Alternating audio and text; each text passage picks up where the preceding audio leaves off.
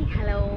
ഞാൻ ഇന്ന് വന്നിരിക്കുന്നതൊരു ലോങ് വീഡിയോയായിട്ട് സംബന്ധമായിട്ട് പുറത്തുനിന്നുള്ളതൊന്നുമല്ല. ഞാൻ തന്നെ സൗണ്ട് കൊടുത്ത് ഞാൻ തന്നെ ഇപ്പോൾ നേരിട്ട് റെക്കോർഡ് ചെയ്തെടുക്കുകയാണ് കേട്ടോ. അല്ലാതെ പ്രത്യേകിച്ച് സൗണ്ട് വേറെ കൊടുക്കണമൊന്നുമില്ല. ഞങ്ങൾ ഇവിടെ നടന്നൊരു സംഭവം, കാരണം എൻ്റെ ലൈഫിൽ നടന്നൊരു സംഭവം ഞാൻ നിങ്ങളുമായിട്ടും കൂടെ ഷെയർ ചെയ്യാം. കാരണം ഞങ്ങളത് ഫ്ലാറ്റ് താമസിക്കുന്ന സമയത്ത് എനിക്ക് വീട് മാറണം എന്നുള്ളത്, വീടെടുത്ത് മാറണം എന്ന് പറഞ്ഞ് ഇക്കാലത്ത് ഇങ്ങനെ പറഞ്ഞ സമയത്ത് ശരി എന്നാൽ നമുക്കൊരു വീടെടുത്ത് മാറാമെന്ന് പറഞ്ഞിട്ട് ഞങ്ങളുടെ അടുത്തൊരു ചെറിയൊരു ഓഡിറ്റോറിയം വീട് നോക്കി. പക്ഷേ കുറേ റബ്ബർ തോട്ടത്തിലിടക്കിയിട്ടുള്ളൊരു വീട് വന്ന് കണ്ടപ്പോൾ നല്ല ഭംഗിയാണ് വീട് കാണാനൊക്കെ. ഒരു കൊച്ചു വീടാണ്. അപ്പോൾ അത് ഞങ്ങൾക്ക് ഇഷ്ടപ്പെട്ട്. അപ്പോൾ ഞങ്ങൾ വീട് അവിടെ ആളതാമസമൊന്നും ഇല്ലായിരുന്നു, കുറച്ച് പണിയൊക്കെ ഉണ്ടായിരുന്നു. അതിനകത്ത് കൊതുക്കി ഞങ്ങൾക്ക് തന്നു. അങ്ങനെ ഞങ്ങളവിടെ താമസം മാറി. ഒരാഴ്ചയോളം കഴിഞ്ഞ് വരുന്ന പ്രശ്നങ്ങളൊന്നും ഇല്ലായിരുന്നു. അങ്ങനെ ഞങ്ങൾ ഒരാഴ്ച കഴിഞ്ഞപ്പോഴത്തേക്കാണ് രാത്രി ഉറങ്ങി കിടക്കുന്ന സമയത്ത് എന്തോ കിച്ചണിൽ പാത്രങ്ങളൊക്കെ പടപടാന്ന് വീഴുന്നൊരു സൗണ്ട്. അപ്പോൾ ഞാൻ കിടത്തോണേക്കാൾ എന്തോ വീണെന്ന്, അപ്പോൾ എന്തോ കയറിയോ എന്തോ അറിയില്ല, എന്തോ സൗണ്ട് ആണ്. അപ്പോൾ വല്ല എലിയെ കാണാതിരിക്കുമെന്ന് പറഞ്ഞു. ഞാൻ പറഞ്ഞു അല്ല, പാത്രം വീണ സൗണ്ട് ഞാൻ കേട്ടുന്നു, എന്തോ പടപടാന്ന് വീണ സൗണ്ട് കേട്ടുന്നു. അപ്പോൾ വന്നാൽ ശരി വാ നമുക്ക് നോക്കാൻ പറഞ്ഞിട്ട് ഞാൻ ഇക്കാട്ടോടെ പോയി അടുക്കളയിൽ പോയി നോക്കിയപ്പോൾ അവിടെ പാത്രങ്ങളൊന്നും താഴെ വീണില്ല. നിനക്ക് തോന്നിയതായിരിക്കും എന്ന് പറഞ്ഞ് ഞങ്ങളങ്ങനെ വന്നതാണ്. അങ്ങനെ കുറച്ച് ദിവസത്തേക്ക് പിന്നെ സൗണ്ടും കാര്യങ്ങളൊന്നും കേൾക്കുന്നില്ല. പിന്നെ കുറച്ച് ദിവസം കഴിഞ്ഞപ്പോഴത്തേക്ക് വീണ്ടും സെയിം അനുഭവം തന്നെ, ഈ പാത്രം വീണ സൗണ്ട്. അപ്പം ഇക്കായി ഞാൻ അപ്പം തന്നെ വിളിച്ചു കൊടുത്തത് എന്തോ സൗണ്ട് വീണ കേട്ടപ്പോൾ ഇക്കായും കേട്ട്. അപ്പോൾ എന്താ സൗണ്ട്? അപ്പിക്കൊന്നും വേണ്ട, നമുക്ക് രാവിലെ നോക്കാം. അങ്ങനെ ഞങ്ങൾ രാവിലെ എഴുന്നേറ്റ് പോയിട്ട് എന്താ നോക്കിയിട്ട് ഇവിടെ ഒന്നും കിടപ്പില്ല. സാധാരണ ഞാൻ എല്ലാം കഴുകി പറക്കി വെച്ചൊക്കെ കണക്കാണ്, എല്ലാം ക്ലിയർ ആയിട്ട് തന്നെ ഇരിക്കും. എന്താണെന്ന് ഒരു പിടിയും കിട്ടില്ല. അങ്ങനെ അപ്പോൾ ഞാൻ അപ്പുറത്തെ വീട്ടിൽ ചേച്ചി എടുത്ത് ഇങ്ങനെ കാര്യം പറഞ്ഞു. ചേച്ചി ഇതേപോലെ ഇങ്ങനെ രാത്രി പറഞ്ഞു, മോളെ ഇവിടെ അധികമൊന്നും ആളുകൾ വന്ന് താമസിക്കത്തില്ല, ഈ വീട്ടിൽ ഇതോടെ ഒരാൾക്കൊന്നും മരിച്ചതാണ്, പിന്നെ ആ റബ്ബർ തോട്ടത്തിൽ ആരോ മരിച്ചതാണ്. അപ്പോൾ ഈ കുറേ വർഷങ്ങൾ കൊണ്ട് ആ വീട്ടിൽ ആളങ്ങനെ അധികം വന്ന് താമസിക്കാറില്ല. അഥവാ തന്നെ വന്നാൽ തന്നെ 1-2 പ്രാവശ്യം ഈ വീട് കുറേ ആളുകളിൽ നിന്ന് കൈമാറിയാണ് ഇപ്പം അവരത് വാങ്ങിച്ചിരിക്കുന്നത്. അപ്പോൾ ആദ്യം താമസിച്ചിരുന്നവർക്കിടെ കുട്ടിക്ക് എന്തോ മാനസികമായിട്ട് എന്തോ പ്രശ്നം വന്ന് അപ്പോൾ അവർ ഇവിടുന്ന് വീട് മാറിപ്പോയി. അതിനുശേഷം രണ്ടാമത് വന്നവർക്ക് എന്തോ ദേഹത്ത് എന്തോ ചൊറിച്ചിലോ അങ്ങനെയൊക്കെ ഉള്ളത് അനുഭവപ്പെട്ടിട്ട് അവരങ്ങനെ വീട് മാറിപ്പോയി. പിന്നെ 1-2 പേരൊക്കെ വാടകയ്ക്ക് വന്നപ്പോൾ തന്നെ പെട്ടെന്ന് അവർ ഒരു മാസം തന്നെ തേഞ്ഞിട്ട് അവർ അങ്ങനെ പോവുകയാണ്. അങ്ങനെ അധികം താമസിക്കത്തൊന്നുമില്ല. മക്കളെ വേറെ വല്ലതും വീടുണ്ടെന്ന് നോക്കുന്നൊക്കെ പറഞ്ഞു. ഞാൻ പറഞ്ഞൊരു ഒക്കെ ഇങ്ങനെ അവരൊക്കെ പറഞ്ഞു, കാരണം വെറുതെ അതൊക്കെ വെറുതെ പറയാണ്. വൈകുന്നേരം വടച്ചോരെ വിളിച്ച് ഇതുമായിരുന്നു ആദ്യം, നമുക്ക് എന്താ പ്രശ്നം, നമ്മളൊക്കെ ആരെയും ദ്രോഹിക്കാൻ പോകണ്ട, നമുക്ക് പ്രശ്നമൊന്നും വരില്ല എന്ന് പറഞ്ഞു. ശരി ഓക്കെ എന്ന് ഞാനും പറഞ്ഞിട്ട് അങ്ങനെ കുറച്ച് ദിവസം കൂടെ കഴിഞ്ഞു പോയി. കുറച്ച് ദിവസം കഴിഞ്ഞപ്പോഴത്തേക്കാണ് രാത്രി ഉറങ്ങണം എന്തോ ഒരു സാധനം ഇങ്ങനെ വലിച്ചുകൊണ്ട് പോകുന്നൊരു സൗണ്ട്.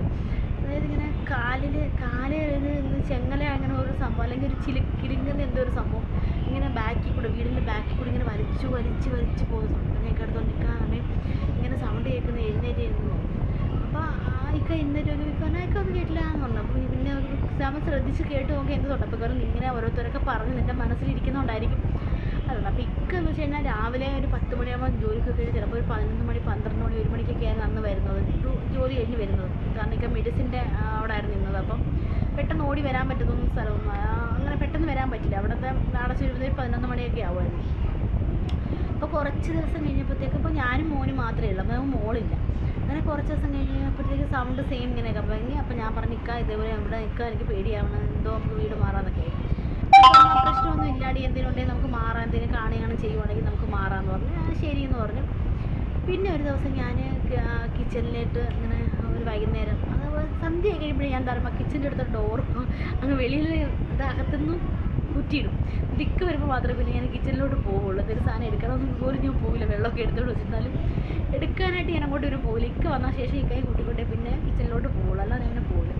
ഒരു ദിവസം ഇതേപോലെ എന്തോ എനിക്ക് തീരെ വയ്യായിരുന്നു. അപ്പോൾ എടുക്കണം എന്നുള്ള വിചാരത്തിൽ നേരെ ഇങ്ങോട്ട് ചെന്ന് കഥ എന്തോ ഒരു സാധനം എൻ്റെ മുന്നിൽ കൂടി ഇങ്ങനെ അങ്ങ് പോയി. എന്താണെന്നറിയില്ല, പക്ഷേ രൂപമില്ല ഒന്നുമില്ല, പക്ഷേ എന്തോ ഒരു സാധനം മുമ്പിൽ കൂടെ ഇങ്ങനെ ഇങ്ങോട്ടൊക്കെ പോകുന്നതുണ്ട്. എന്താണെന്നറിയില്ല. അപ്പോൾ ഞാൻ കുറേ നേരം പേടിച്ചു പോയി. ഇപ്പോൾ കുറേ സമയം സ്റ്റക്കായിരുന്നു. എന്താണ് മുഖത്തടിച്ച പോലെ, ഞാൻ തൊട്ടതുമില്ല എടുത്തതുമില്ല, നേരെ ഇങ്ങനെ ഒറ്റൊരു പോകും. എന്താണെന്നൊരു പിടിയില്ല. അപ്പോൾ ഞാനിങ്ങനെ കുറേ സമയം നോക്കിയിരുന്നു, എന്താ ഇത് ഇങ്ങനെ നമുക്ക് പേടിയായല്ലോ. അതുകൊണ്ട് ഞാൻ കുറേ സമയം ഇങ്ങനെ സ്റ്റക്കായിട്ട് നിന്നു. ഞാൻ ഓട്ടം കൊടുത്തു ഓടി പേര് നിന്നിട്ട് അടുക്കളുടെ കഥ കുറ്റിയിട്ടിട്ട് ഇരുന്നു. അപ്പോൾ ഇക്ക വന്നപ്പോൾ ഞാൻ പറഞ്ഞതേപോലെ ഇങ്ങനെ എന്തോ ഒന്ന് പോണ പോലെ കണ്ടപ്പോൾ നമുക്ക് ദോഷമൊന്നും ഇല്ലല്ലോ, അങ്ങനെ നമുക്ക് എന്താ വേണമെന്നൊക്കെ പറഞ്ഞു. അപ്പോൾ ഇക്ക നമ്മൾ ആരെയും ദ്രോഹിക്കാൻ പോകണ്ട, അപ്പോൾ നമുക്ക് കുഴപ്പമൊന്നും ഇല്ലാന്നൊക്കെ പറഞ്ഞു. പക്ഷേ സമാധാനം വേറെ. എന്നിട്ട് ഇക്ക വീട് വേറെ നോക്കുന്നുണ്ടായിരുന്നു, കുറേ വീട് നോക്കിയൊക്കെ ചെയ്തപ്പോൾ. അപ്പോൾ ഇവിടുത്തെ ഞാൻ ഈ ഓണറിൻ്റെ അടുത്ത് അതപ്പോൾ ഞാൻ അവളുമായിട്ട് നല്ല ഫ്രണ്ട്ഷിപ്പാണ്. അപ്പോൾ ഞാൻ അവളുടെ അടുത്ത് പറഞ്ഞു, ഇങ്ങനൊരു സംഭവം ഉണ്ട്, അപ്പോൾ നമുക്കൊന്നും പ്രശ്നമൊന്നുമില്ല, നമ്മളങ്ങനല്ലല്ലോ, അതുകൊണ്ട് കുഴപ്പമൊന്നുമില്ല, ഇങ്ങനെ ആളുകളൊക്കെ പലതും പറഞ്ഞ് ചുമ്മാ പറഞ്ഞുണ്ടാക്കുന്നത് നിൻ്റെ മനസ്സിലിരിക്കുന്നതുകൊണ്ട് നിനക്ക് വെറുതെ തോന്നുന്നതായിരിക്കും എന്നൊക്കെ പറഞ്ഞു. അങ്ങനെയൊക്കെ ഞാൻ സമാധാനിച്ചു. പക്ഷെ കുറച്ച് ദിവസം കഴിഞ്ഞപ്പോഴത്തേക്ക് ഈ സംഭവം എന്തോ എനിക്ക് ആ കിച്ചണിലോട്ട് അല്ലെങ്കിൽ നമ്മൾ ഈ ഡോർ തുറന്നിട്ട് നമുക്ക് വെളിലോട്ട് ഒരു ഇറങ്ങുമ്പോൾ നമുക്ക് എന്തോ പോലൊരു ഫീലാണ് അവിടെ. അപ്പോൾ അവിടെ എന്തോ ഉണ്ട് എന്ന് നമുക്ക് സ്വയം, ഇനിയിപ്പോൾ നമ്മൾ പേടിച്ചതിൻ്റെ ആയിരിക്കാമെന്നൊക്കെ ഞാൻ വിചാരിച്ചു. പക്ഷെ അല്ല. അപ്പോൾ ഞാൻ പല പ്രാവശ്യങ്ങളിൽ ഈ നിഴൽ പിന്നെ എനിക്ക് എൻ്റെ ബാക്കിൽ നിൽക്കുന്ന പോലൊരു ഫീല്.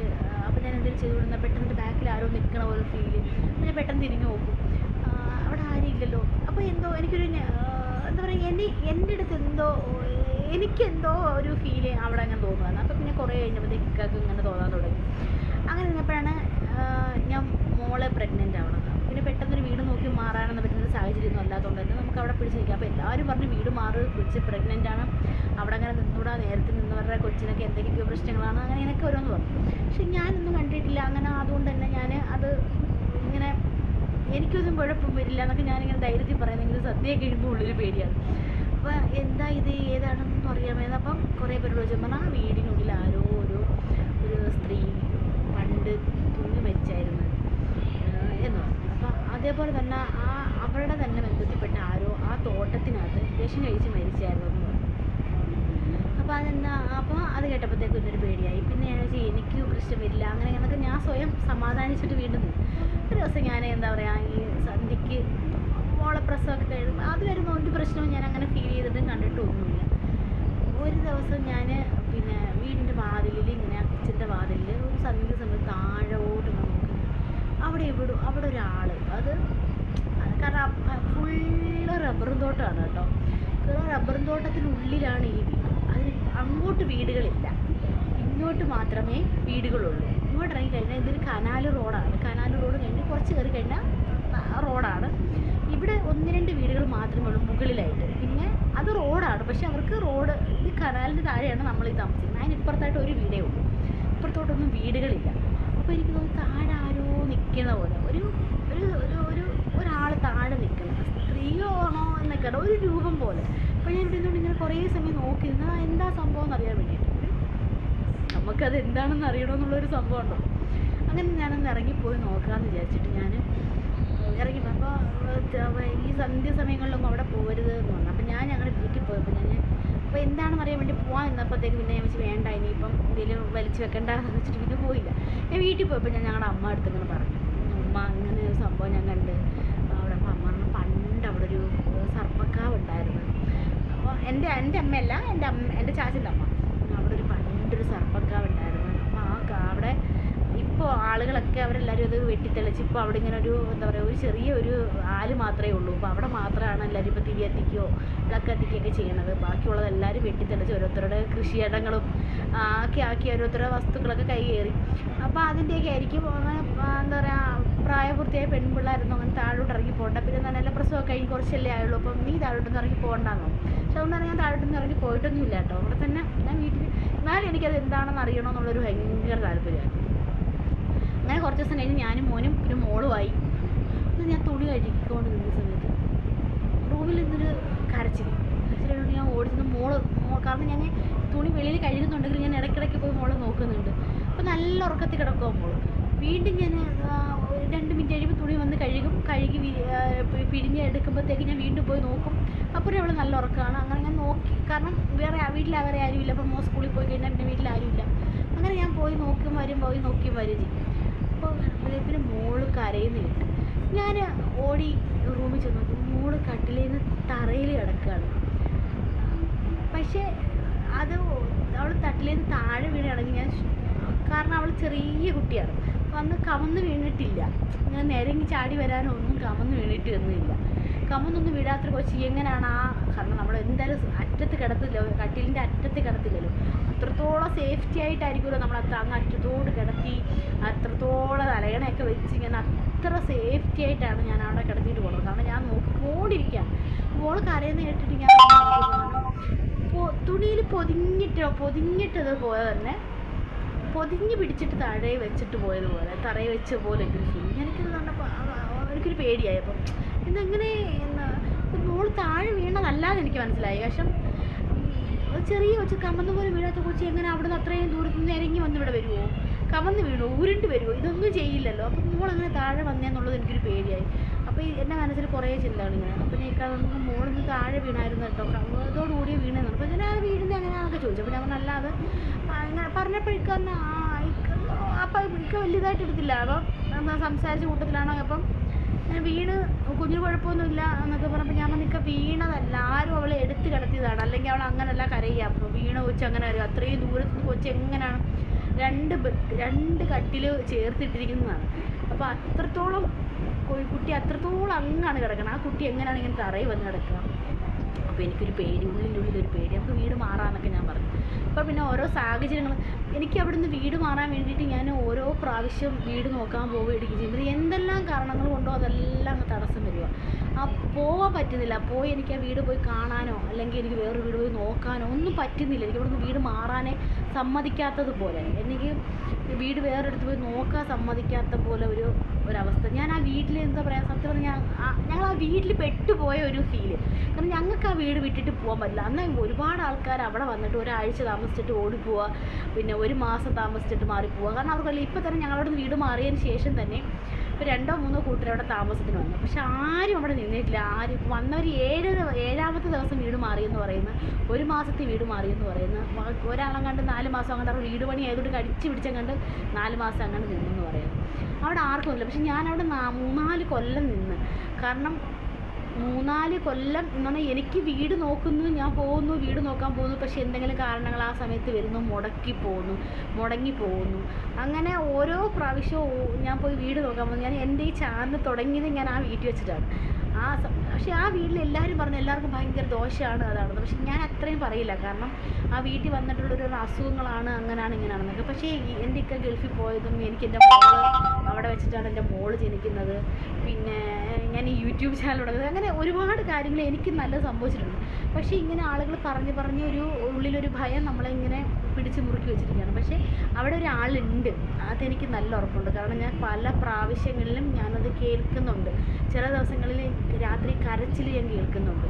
ചില സമയങ്ങളിൽ എന്തോ വലിച്ചുകൊണ്ട് കാലെ വലിച്ച് ആരോ കാലയിൽ ഇങ്ങനെ പിടിച്ചിട്ട് വലിച്ച് കൊണ്ടുപോകുന്ന ഒരു ഫീല്. അതാണ് അങ്ങനെ വലിച്ചുകൊണ്ട് പോകുന്നതാണ്. നമ്മളെ ആരോ വലിച്ച് കൊണ്ടുപോകുന്ന ഒരു ഫീല് പോലെ എനിക്ക് അവിടെ തോന്നാറുണ്ട്. ആരാണ്ടോ സത്യം എനിക്ക് പറയുമ്പോൾ തന്നെ എനിക്ക് എന്തോ ഒരു രാത്രി ഇരുന്നായിരുന്നു പറയുന്നത്. പിന്നെ ദേഹത്തൊക്കെ ഒരു പെരുപ്പോലും ആരും കാലെ വലിച്ച് കൊണ്ടുപോകുന്ന അത്ര ഒരു ഫീലിങ്സിലാണ് നമുക്ക് തോന്നുന്നത്. കാരണം ഞാനത് അനുഭവിച്ചതാണ്. കാരണം ഞാൻ ചില രാത്രികളിൽ എനിക്ക് തോന്നുന്നു എൻ്റെ അടുത്തിരുന്ന് ആരോ കരയണേ, എൻ്റെ അടുത്ത് എന്തോ ആരോ പറയാൻ പോകുന്നുണ്ട്. എനിക്ക് അതിന് ശേഷം നല്ല എവിടെ പോയാലും എനിക്ക് ഈ നെഗറ്റീവ് എനർജി അല്ലെങ്കിൽ ഇങ്ങനെയുള്ളൊരു സംഭവങ്ങളുണ്ട്. എനിക്ക് പെട്ടെന്ന് എന്തോ പെട്ടെന്ന് എനിക്ക് അറിയാൻ പറ്റും. ചിലപ്പോൾ ഞാൻ ഇക്കാലത്ത് നമുക്ക് പെട്ടെന്ന് പോയാൽ എന്തോ ഒരുമാതിരി എനിക്കിവിടെ എന്ന് പറയും. കാരണം എനിക്ക് അവിടെ ഒരു മോശം എന്തോ എനിക്ക് അറിയാൻ പറ്റില്ല. അവിടെ എന്തെങ്കിലും ഉണ്ട് അല്ലെങ്കിൽ അവിടെ എന്തെങ്കിലും പ്രശ്നമുണ്ട് എന്നൊക്കെ തോന്നുമ്പോൾ ഞാൻ ഇക്കാലത്ത് പറയുമ്പോൾ നമുക്ക് പെട്ടെന്ന് പോവാം. അപ്പോൾ എന്താ നമ്മുടെ ഇവിടെ എന്തോ ഫീല് എനിക്കെന്തോ ശരിയാവില്ല നമുക്ക് പോകുന്നത്. പക്ഷേ എനിക്ക് അങ്ങനെയുള്ള കാര്യങ്ങൾ അവിടെ നിന്നല്ല, എനിക്ക് അങ്ങനെയുള്ള കാര്യങ്ങൾ പെട്ടെന്ന് നേരത്തെ എനിക്കങ്ങനെയാണ്. അങ്ങനെ ചെറിയ കാര്യങ്ങളൊക്കെ എനിക്ക് അങ്ങനെയുള്ളത് വരുമ്പോൾ എനിക്ക് പെട്ടെന്ന് അറിയാൻ പറ്റും ഇവിടെ എന്തോ പ്രശ്നമുണ്ട്, നമുക്ക് പോവാട്ടോ. എന്താ അവിടെ ഒരു നെഗറ്റീവ് എനർജിയാണ്, നമുക്ക് പോവാം, എന്തോ ഒരു അസ്വസ്ഥത ഫീൽ ചെയ്യുന്നൊക്കെ അത് ഞാൻ പറയാം. അങ്ങനെ കാരണം എനിക്ക് അല്ലാതെ തന്നെ നേരത്തെ ഇങ്ങനെയുള്ള സംഭവങ്ങൾ എനിക്ക് അറിയാൻ പറ്റുമായിരുന്നു. ഇങ്ങനെ പണ്ടുള്ളവർ പറയുന്നതൊക്കെ നമ്മുടെ ശരീരത്ത് മരിച്ചു പോയവർ ഇങ്ങനെ വരും എന്നൊക്കെ പറയുന്നത്. നിങ്ങൾ മറ്റുള്ളവർ വിശ്വസിക്കണമെന്നില്ല, ചിലർക്ക് വിശ്വസിക്കുന്നവരുണ്ട്, വിശ്വസിക്കാത്തവരുണ്ട്. അപ്പോൾ അതൊക്കെ എന്തോ അത് നമ്മൾ ഇതുമായിട്ട് ബന്ധപ്പെടുത്തുന്നില്ല. പക്ഷേ എനിക്ക് അങ്ങനെ ഫീലിംഗ് ഉണ്ട്, അതുകൊണ്ട് എനിക്കത് അറിയാൻ പറ്റുന്നുണ്ട്. എനിക്ക് അങ്ങനെ വരുന്നുണ്ടാവാം ചിലപ്പോൾ, അല്ലെങ്കിൽ എനിക്ക് ഉണ്ട് എന്നുള്ളൊരു വിശ്വാസം എനിക്കുണ്ട്. കാരണം എന്നെ അറിയുന്ന ഒരുപാട് പേരുണ്ട്, അവർക്കൊക്കെ അറിയാം എനിക്ക് എങ്ങനെ ഉണ്ട് എന്നുള്ളത്. അവർക്ക് കുറേ ആളുകൾക്ക് എന്നെ പേഴ്സണലായിട്ട് അറിയുന്ന കുറേ ആളുകൾക്ക് അറിയാം.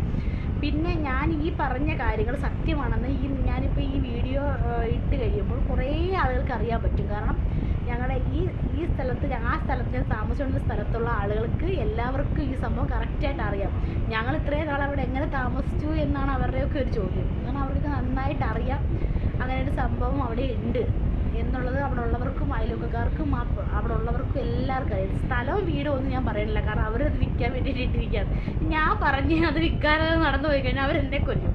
അതുകൊണ്ട് ഞാൻ സ്ഥലവും വീടും ഒന്നും പറയണില്ല. ഇത് പറയുമ്പോൾ ഈ വീഡിയോ കാണുന്ന ഈ ഈ ഭാഗത്തുള്ളവർക്ക് എല്ലാവർക്കും അറിയും ഞാൻ ഏത് വീടിനെ കുറിച്ചാണ് പറയുന്നത്, എന്താ പറയുന്നതെന്നൊക്കെ അവർക്ക് സ്വയം അറിയാൻ പറ്റും.